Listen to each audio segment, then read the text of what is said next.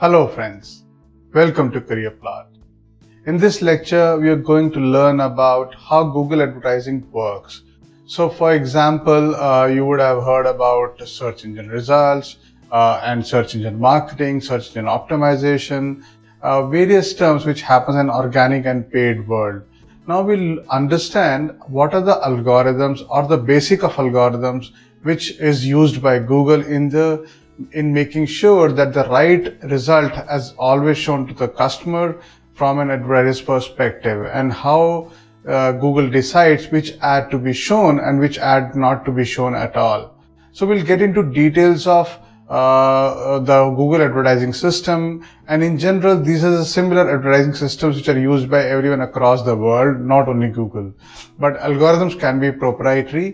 We are going to discuss only the Google part today.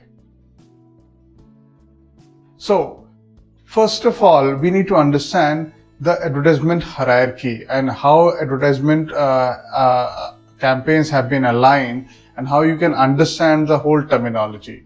So first of all, every advertising system contains an account. That account means that it can be a company account or an individual account or can be multiple accounts of a company. It is typically an account head that where you can contain all campaigns, all the billing information can be stored, and all company information can be stored for use. Now, after the account contains a lot of campaigns. So one campaign can be defined as an ad campaign which is running over a period of time to the multiple users, multiple potential customer segments, containing multiple advertisements, which defines a particular zone or particular genre of kind of advertisement which you want to do. For example, a campaign can be a festival campaign. That means in a festival season, you will run multiple ads, and in those multiple ads, there will be multiple graphics, multiple offers, multiple promotions, but a campaign is called festival campaign. Maybe it can be done in a particular month or a particular duration which can be done. A campaign always contains ad groups. Now ad groups are different segments of ads which can be targeted towards different kind of users. For example, in a festival season when I run a campaign, I can always target one particular segment of old age people, then I can target one segment of young kids, I can segment teenagers, I can segment young adults. In those cases, all the segments can be called as ad groups. Different ad groups can contain different keywords. Now each ad group will have multiple creatives too.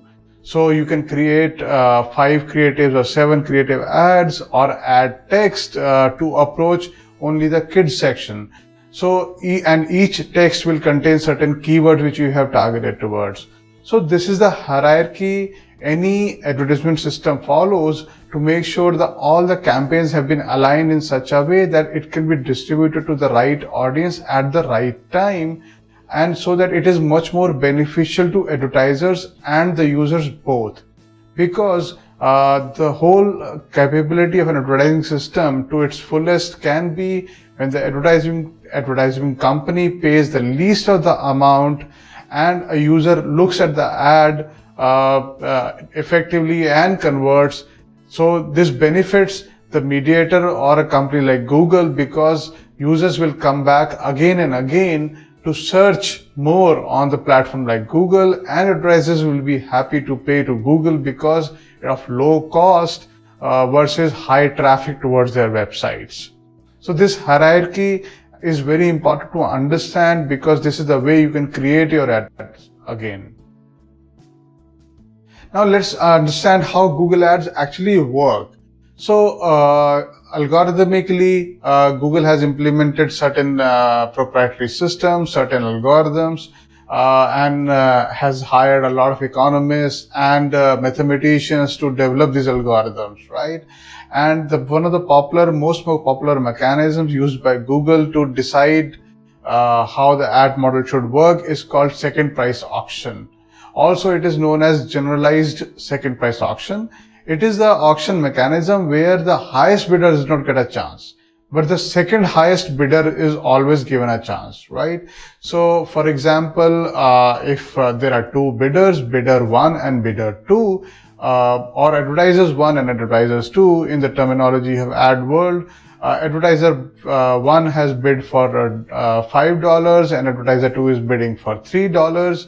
So advertiser 1 will get a slot but only pay $3 and not $5. And this is called second price auction because the highest bidder does not pay the price he has bid for, but highest bidder get a chance to pay for the bid of the second price, second highest bidder's price. So this is understood as second price auction. Let's walk through the whole detail of how Google does it with an example. So let's take there are 4 advertisers which are trying to fight for a slot, a particular slot on Google Ads, and the advertiser 1, 2, 3 and 4, and both of the advertisers have placed a bid. A bid is basically how much they are willing to spend at the maximum for a particular ad spot. So let's say advertiser 1 has given a bid of rupees 20, advertiser 2 has given a bid of rupees 15, advertiser 3 has given a bid of rupees 10, and advertiser 4 has given a bid of rupees 5. Now, once these bids are given, in a traditional auction world, advertiser 1 would have won because he has bid the most. But Google does not apply only the second price auction phenomena, because according to second price auction phenomena, advertiser 1 would have won by paying the advertiser 2 price, which is rupees 15. But then that also doesn't happen because this benefits the advertiser, but this does not benefit the user. So Google introduced another parameter for advertising world, which is called ad quality. Now, Google does not monitor only the bid price, but also looks at the ad quality which has been put by advertiser. Ad quality is defined by certain parameters, which can be the quality or the textual content of the ad. It can look at the relevance of the page and relevance of the website. It can look at multiple parameters, including the user profile and matching. And typically all the profiles and all the information collected under ad quality is given finally an ad quality score. So not only an advertiser has to bid optimally, but also has to make sure that his ad formats have been very compliant to Google ad policies, and the quality of the ad is really high, which means it should be very, very relevant to the user. Because to get a high score, it is very important that you follow all the policies, all the requirements, and also make sure that the ad is always targeted to the right audience. So every ad is being given a score by Google on quality. So once in this example, for example, we'll assume that advertiser 1 actually did an ad and which had a quality score of 4, advertiser 2 had a quality score of 9, and then advertiser 3 had a quality score of 8, and advertiser 4 has a quality score of 10. Now seems like that advertiser 1 has bid the most highest, but has the lowest quality ad. So we'll see how it impacts the whole advertiser, that Google is not there to make money by the highest advertiser, but actually is trying to give the most of the valuable experience to the user for better results. So using this information, Google actually generates something called ad rank. Now ad rank has been utilized with a simple formula here in this example. Ad rank is pretty complex, using a lot of parameters, and Google achieves the ad rank giving that this ad rank has to be highest and or the lowest, and according to the ad rank, the ad is shown to the user. So every advertiser wants to get into the highest ad rank possible. So in this case, if we apply a simple formula of multiplying the bid amount from the quality score, you will see that ads quality has gone into 20 into 5, which is 100, 15 into 9, which is 135, 10 into 8, which is 80, and 5 into 10, which is 50.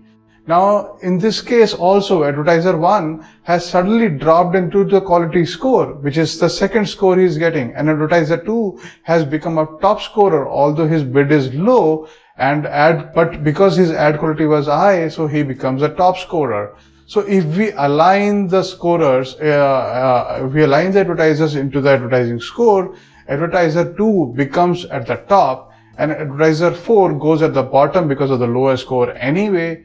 Advertiser 1 becomes second.